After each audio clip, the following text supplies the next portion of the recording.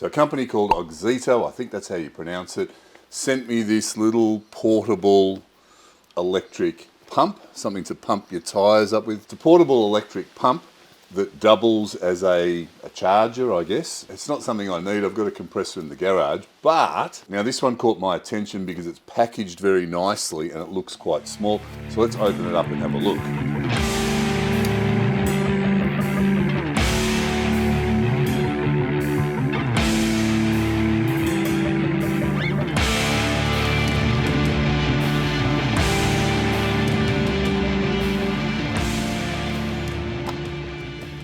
It's even got instructions, but you know,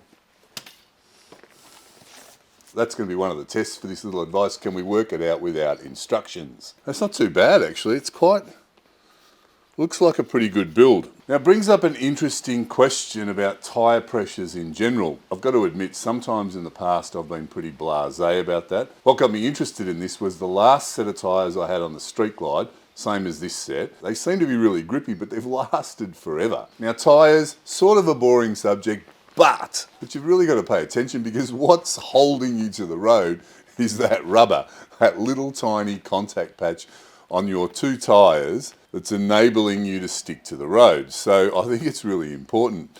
And I think it's one of those subjects that people don't pay much attention to. Now, there are millions of different brands on the market. I don't want to get into the different brands. Everyone's got an opinion and it's very difficult to test the differences. I've found tyres I like that I've used for a long time now.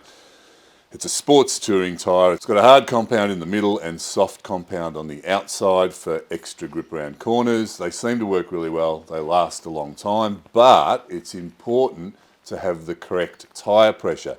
When you don't have the correct tyre pressure, the sidewall of your tyres moves and a lot of different things happen. So my name's Eamon. Welcome to the channel. If you like what I'm doing, check out the website oldnotdead.club.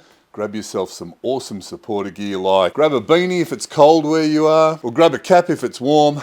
Show the world you've still got some spunk left, you're old but not dead. Now, tyre pressure is there to keep the shape of your tyres. As soon as they distort, as soon as their shape changes, what's going to happen is you're going to have less grip and the life of your tyre is going to go down. Now, tyres are pretty expensive. We don't want them to wear too early, and we certainly want maximum grip. So you've got to use the right PSI. How do you know what that is? Well, it tells you in your owner's manual. For my bike, it's 36 PSI at the front and 40 at the rear. Now, here's something to consider. I'm a heavier guy. What am I in pounds? 110 kilos, whatever that is in pounds. So it's probably a good idea for me to put a couple of extra PSI into the tyres. So when we're talking about tyre pressure, we're talking about when the bike is cold, that's cold pressure. And if you look in the owner's manual, as the ambient temperature goes up, you're supposed to put more pressure into your tyres. I can't give you figures off the top of my head, and it's going to be different for different bikes. And the same thing applies to extra people on the back. Not extra people, one extra person on the back. And luggage that's going to be heavier on your bike, you're going to have to increase the tyre pressure. Now, in a real world application, how much of a difference does this make? I don't know. But what I do know is my last set of tyres lasted so long for grippy tyres. I was absolutely amazed. And I can probably put that down to being a lot fussier about the tyre pressure than I usually am. Now, recent touring bikes are ace, because they tell you when to pump up your tyres. The problem with that is it's quite a wide range. It's sort of handy. It's one of my favourite little things because if you get lazy, it sort of reminds you. So it is one of my favourite things, but it doesn't take any more effort to be accurate when you're talking about tyre pressure. So why not be accurate? So what I did was I got myself a supposedly accurate tyre gauge. Probably cost a couple of $100. It's a Jayco brand. Can't remember the exact price. Now, this is retail, consumer, domestic, whatever you call it, grade. So I'm sure that if you work in a mechanic's workshop or a tyre place, you're going to have more accurate gear. Now, I guess you don't really need this, but I was curious as to how accurate my tyre pressures were. Got a compressor in the corner and I was using a cheap $5, $10 attachment to pump up the tyres, or I would go to any service station that I came across.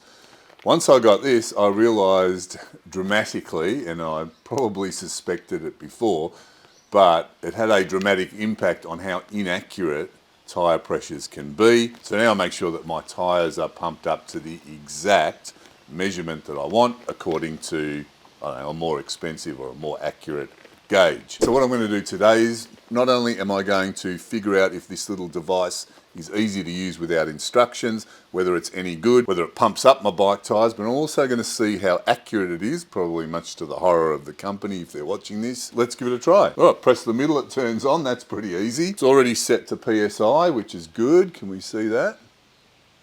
Yep. We can. Well, there's a middle button and there's 4 buttons around it, so that's going to be pretty easy. I haven't got my glasses and they don't light up, so I can't really tell, but, well, there's a plus button and there's a minus button, so that is going to, okay, so that's going to tell you what tyre pressure you're going to pump things up to. This is pretty easy, really. So this button on the bottom has different, well, it's got little pictures, so it's different modes. Pump up your car, pump up your motorcycle, pump up your bicycle, pump up your basketball, and then it's got a person. Pump up your person, all right. I don't know if you can see all the different modes. You just cycle through the modes. We're going to put it on motorcycle mode. So this is very easy to use. And that leaves one button. So we've got plus minus mode. I cannot for the life of me see what that is. Doesn't seem to do anything. So, oh, it's a torch. Check that out. I suppose that's handy. Oh, flashes. Torch, oh, can we see that? Torch flashes. What's that, like an emergency mode with a red light? I don't know how well you can see that. And then turns it off. All right, fantastic. Okay, we've got a hose and we've got some attachments. It looks like it's one of those, it's like, you know, if you want to pump up a basketball, football, it's like an attachment there. Charging cable, pretty basic stuff. Now let's see what we can do here. All right, looks like that goes there. Oh, easy. Okay, that goes in and we are ready to go. All right, there we go. So here's an interesting thing. So the pressure is low, 32.5. I usually keep these at, I keep the front tyre at 36. It's 32.5 according to this. And that's gone down from being checked over about maybe 5 days. So that's interesting in itself. So I don't need to let them down. So we've got 32.5. So this is nearly fully charged. So I've charged it for 1 hour. It looks like it's fully charged, but it's still flashing. So it's got a little bit left to go, but I'm running out of time. Let's connect it.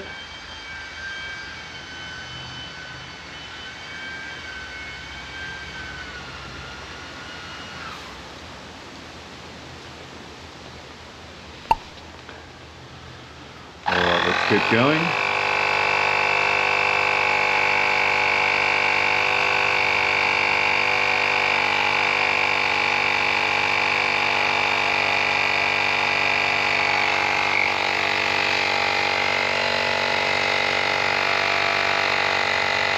$35, $36, fantastic.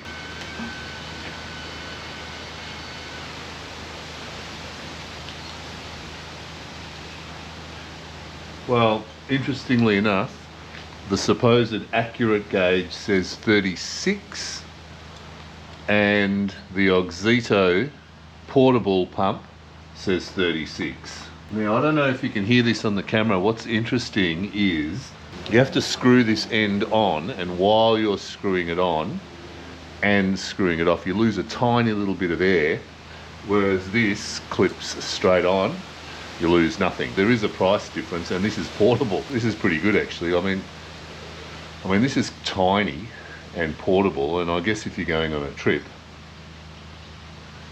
it's pretty handy. Pretty handy, really, because you don't have to get the compressor hose out and then put it away. It's like a 1 second job using this.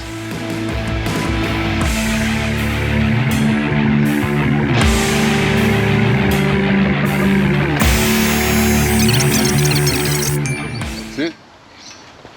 that didn't take long. Pretty handy, pretty quick. Let's go for a ride before it rains. Been riding around on that blue street glide for a couple of weeks. I haven't even started this bike for 3 weeks. I'm about to go for a ride. I'll check the tyre pressure. It's probably a bit low. That's what usually happens. Let's go. That's probably, so 23.5. That's low. All right, let's see how long this takes to get to 37. Lately I've been going through some hard stuff. Getting knocked down, getting right back up. Only mistake. Not too bad.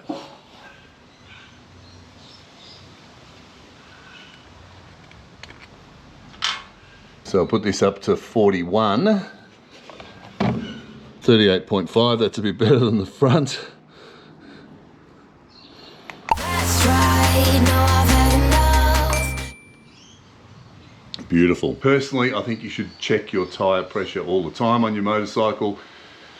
Just the difference in temperature will allow your tyres to leak a little bit of air. It's probably got something to do with the air pressure. Over time, I think the differences in pressure because of the temperature changes probably allow a little bit of air to leak. So after 3 weeks, you know, it's no surprise that the tyre pressure is low. So it's a handy little device. I've only had it for a month, so I don't know if it's going to last for a long time or not. Seems to be well presented, it does its job. It's pretty accurate as far as I can see. Seems to be a lot faster using this than unraveling the hose from the compressor and finding the tyre gauge, etc. Having said that, would I pay money to buy this? No, because I've already got a compressor.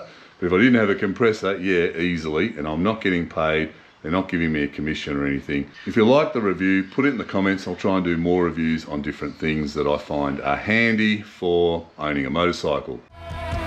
Using all that's left, somewhere in your chest, on your sweetheart hit a mist.